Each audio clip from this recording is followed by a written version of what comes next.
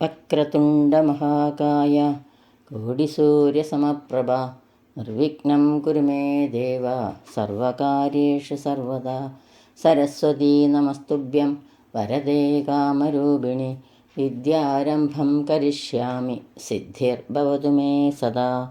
സദാശിവസമാരംഭം ശങ്കരാചാര്യമധ്യമാം അസ്മദാചാര്യപര്യന്താം വന്ദേ ഗുരുപരമ്പരാം അന്യഥാ ശരണം നാസ്തി ത്വമേവ ശരണം മമ തസ്മാത് കാരുണ്യഭാവേന രക്ഷ രക്ഷ ജനാർദ്ദന. ശിവം ശിവകരം ശാന്തം ശിവാത്മാനം ശിവോത്തമം ശിവമാർഗപ്രണേതാരം പ്രണതോസ്മി സദാശിവം. ഇന്ന് ഇവിടെ ശിവതാണ്ഡവ സ്തോത്രമാണ് സ്മരിക്കാൻ പോകുന്നത്. രാവണൻ എഴുതിയതാണ് ശിവതാണ്ഡവ സ്തോത്രം. ഈ സ്തോത്രം രാവണനാൽ രചിക്കപ്പെട്ട സ്തോത്രമാണെന്ന് കരുതപ്പെടുന്നതുകൊണ്ട് രാവണനെ കൂടി പരിചയപ്പെടുന്നത് നന്നായിരിക്കും. വൈകുണ്ഠത്തിലെ ദ്വാരപാലകരായ അജയനും വിജയനും സനത്കുമാരന്മാരുടെ ശാപത്താൽ 3 ജന്മങ്ങൾ ഹിരണ്യാക്ഷൻ, ഹിരണ്യകശിപു, രാവണൻ, കുംഭകർണൻ, ശിശുപാലൻ, ദന്തവക്ത്രൻ എന്നിങ്ങനെ ഭൂമിയിൽ പിറക്കുകയും 3 ജന്മത്തിലും വിഷ്ണുവിനാൽ നിഗ്രഹിക്കപ്പെട്ട് ശാപമോക്ഷം കൈവന്ന് തിരികെ വൈകുണ്ഠത്തിലെത്തുകയും ചെയ്തുവെന്ന കാര്യം എല്ലാവർക്കും അറിയുന്നതാണ്. ഇതിൽ രാവണനൊഴികെ മറ്റാർക്കും കവി, പണ്ഡിതൻ, ജ്ഞാനി എന്നിങ്ങനെ വിശേഷണങ്ങൾ നൽകി വന്നിട്ടില്ല. ശിവൻ്റെ എക്കാലത്തെ മികച്ച ഭക്തനായി രാവണനെ കണക്കാക്കുന്നു. ഈ ഭക്തിയിൽ പ്രസാദിച്ചാണല്ലോ ശിവൻ ചന്ദ്രഹാസൻ രാവണന് കൊടുക്കുന്നതും. വിശ്രവസിൻ്റെ പുത്രനാണ് രാവണൻ. സാമവേദിയാണ് രാവണൻ. രാവണൻ്റെ ഭാഷ സംസ്കൃതമാണ്. ശിവനെയും ബ്രഹ്മാവിനെയും പ്രീതിപ്പെടുത്തി വരസിദ്ധി നേടിയവനാണ് രാവണൻ. അതേസമയം വിഷ്ണുവിനോട് വിദ്വേഷഭക്തി കാണിച്ച രാവണൻ. രാമനും രാവണനും ഒരു സാധാരണ കഥയിലെ നായക പ്രതിനായകന്മാരല്ല, മറിച്ച് ദേവനും ദാസനും അല്ലെങ്കിൽ ഭഗവാനും ഭക്തനും എന്ന് പറയാം. രാവണൻ ഒരു പണ്ഡിതനും ജ്ഞാനിയും കൂടിയായിരുന്നത് കൊണ്ടാണ് വിദ്വേഷഭക്തി ശീലിക്കാൻ കഴിഞ്ഞത്. അങ്ങനെയുള്ള രാവണൻ എഴുതിയ ഈ ശിവതാണ്ഡവ സ്തോത്രത്തിലേക്ക് നമുക്ക് കടക്കാം. ശിവതാണ്ഡവ സ്തോത്രം. ശ്ലോകം 1.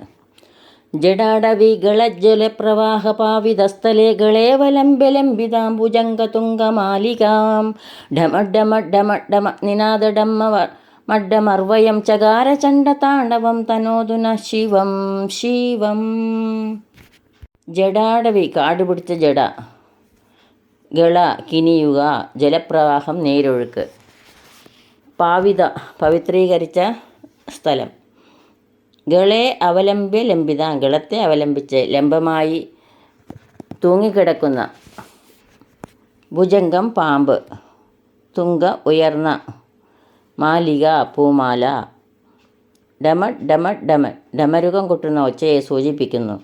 നിനാദം ശബ്ദം, ഡമർ ഡമരുകം, വയം നെയ്യുന്ന, ചകാര ചെയ്തു, ചണ്ഡതാണ്ഡവം ഉഗ്രതാണ്ഡവം, തനോതു തന്നാലും, ന ഞങ്ങൾക്ക്, ശിവ പരമശിവൻ, ശിവം മംഗളകരമായത്.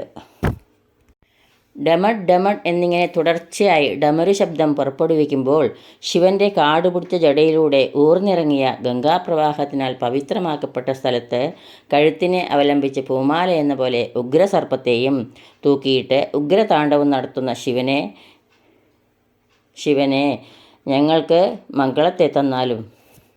രാവണൻ പ്രാർത്ഥിക്കുന്നത് ഞങ്ങൾക്ക് മംഗളത്തെ തന്നാലും എന്നാണ്. എനിക്ക് മാത്രം തരണം എന്ന് പറഞ്ഞില്ല. അതുകൂടെ ശ്രദ്ധിക്കേണ്ട കാര്യമാണ്. ശ്ലോകം 2. ജഡാകടാഹ സംഭ്രമ ഭ്രമർനിലിംബ നിർജരി വിലോലവീജി വല്ലരി വിരാജമാന മൂർധനി ദഗദ്ദഗദ്ദഗജ്വലല്ലാടപട്ട പാവകേ കിശോര ചന്ദ്രശേഖരേ രതി പ്രദക്ഷിണം മമ. ജഡാകടാഹം കുടമല്ലെങ്കിൽ നിറച്ചു വയ്ക്കുന്ന വലിയ പാത്രം കണക്കെയുള്ള ജഡ. സംഭ്രമ ഭ്രമണം ചെയ്യുക അഥവാ കറങ്ങുക. നിലിംബ ദേവ, നിർജരി നദി, വിലോല ഇളകിയാടുന്ന, വീജി തരംഗം, വല്ലരി വള്ളി, വിരാജമാന വിരാജിക്കുന്ന, മൂർധനി മൂർധാവ്, ദഗത് കത്തിക്കാളുന്നതിനെ സൂചിപ്പിക്കുന്നു, ലലാടം നെറ്റിത്തടം, പട്ട പരന്ന, പാവകെ കത്തുന്ന. കിശോര ചന്ദ്രശേഖരെ കൊച്ചു ചന്ദ്രക്കല ചൂടിയ രതി, കൊച്ചു ചന്ദ്രക്കലയെ ചൂടിയ രതി ഇഷ്ടം. പ്രദക്ഷിണ ക്ഷണം പ്രതി മമ ഞാൻ. ശിവൻ്റെ താണ്ഡവ നടത്തത്തിനിടയ്ക്ക് ശിവൻ കറങ്ങുമ്പോൾ ശിവൻ്റെ കടാഹം കണക്കെയുള്ള ജടയും കറങ്ങും. അതോടൊപ്പം അതിനുള്ളിലെ ദേവനദിയായ ഗംഗയും തിരിയും. നെറ്റിയിലേക്ക് ഉതിർന്നു വീഴുന്ന ജടാശകലങ്ങൾ ഇളകിയാടുന്ന മൂർധാവും ദഗദ്ദഗായെന്ന് കത്തിക്കൊണ്ടിരിക്കുന്ന പരന്ന നെറ്റിത്തടത്തിലെ തിളക്കവും ഒരു കൊച്ചു ചന്ദ്രക്കല ചൂടിയ ശിരസും കണ്ട് രാവണന് ക്ഷണം പ്രതി രതി തോന്നുന്നു. രതി എന്ന വാക്ക് ഇഷ്ടം, പ്രിയം, സന്തോഷം എന്നിങ്ങനെയും വേറെയും അർത്ഥങ്ങളുണ്ട്. ശ്ലോകം 3. ധരാധരേന്ദ്രനന്ദിനി വിലാസബന്ധുബന്ധുരസ്ഫുരദിഗന്ധ സന്തതി പ്രമോദമാനമാനസേ കൃപാകടാക്ഷധോരണി നിരുദ്ധ ദുർധരാദപി ക്വചിത് ദിഗംബരേ മനോ വിനോദമേതു വസ്തുനി. ധരാധരേന്ദ്രൻ ഭൂമിയെ ധരിച്ചവൻ. ധരാധരേന്ദ്രനന്ദിനി ഹിമവൽ പുത്രി. വിലാസ വിലസിയിടുന്ന ബന്ധു, ബന്ധുര മനോഹരിയായ ബന്ധു. സ്ഫുരിക്കുന്ന. ദിഗന്തം ദിക്കിൻ്റെ അറ്റം, ദിഗന്തം ദിക്കിൻ്റെ അറ്റം ചക്രവാളം. സന്തതി പരക്കുന്ന. പ്രമോദമാന മാനസെ സന്തോഷമാനമായ മാനസം.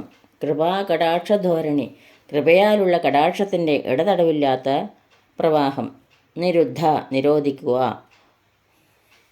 ദുർധരാത് അഭി കഷ്ടം വരിയത് പോലും.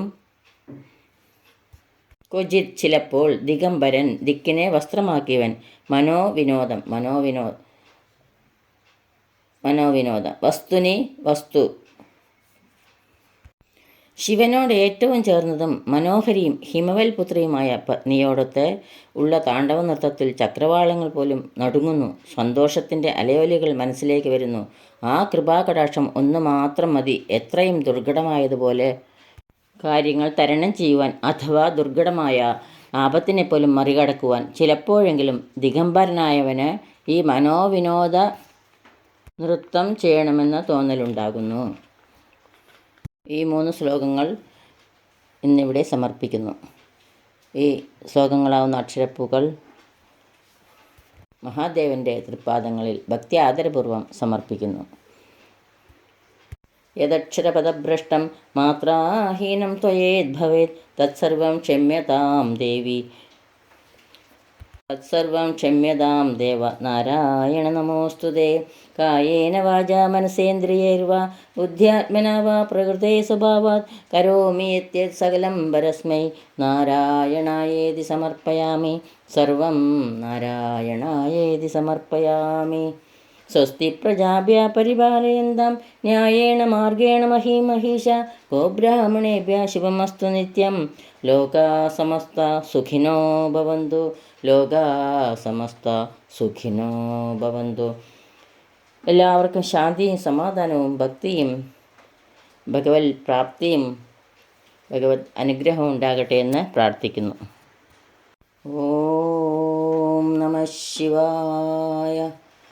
ഓം നമഃ ശിവായ. ഓം നമഃ ശിവായ.